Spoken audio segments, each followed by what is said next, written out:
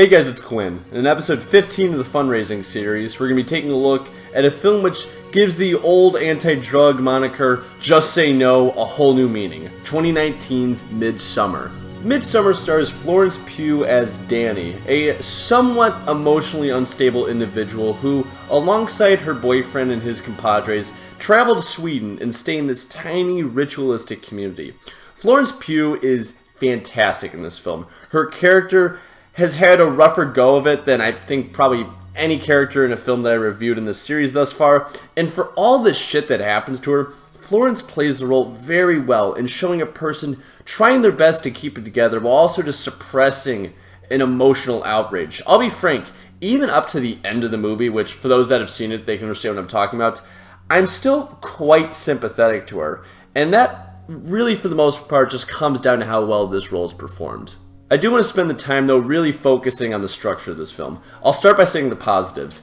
I would be lying if I didn't admit that this film does keep you on your toes the entire time. It's not that this film is necessarily unpredictable. For the amount of films that I've had to watch for this series, I've tried to make a game of it where I call how the film ends, and I was mostly correct. So it's not that this film is really a lot of dramatic turns along the way. Rather, this film is very deliberate in pushing along the plot while keeping you interested. So on this front, you can see where it's going, but God, it sucks you in. I'll also give the film credit for a film which is explicitly all done in the daylight. To have a film be really creepy while being just in a flat open space, literally in broad daylight, it is an impressive feat.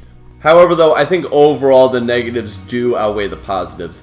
This film is so aggressively esoteric, it's infuriating. I have no problem with a film that forces you to think, a great deal even. In my review of The Godfather, I know that films that have layers to them are, by and large, better movies. However, this film tries so aggressively to insert symbolism, and I know this is pretty blunt, but I don't care enough to really figure it out in this case. For instance, there's a bear in this movie that for some reason has some significance, but outside of being a prop for, frankly, in my opinion, shock value, I honestly don't care what it's supposed to signify.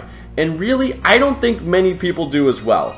This film reminds me of the kind of movie that art house critics love to praise because it's quote-unquote deep, and you'd only get it if you had the brain power to understand its true complexities. But when you watch this film, I just found myself really calling BS on a lot of the imagery going on.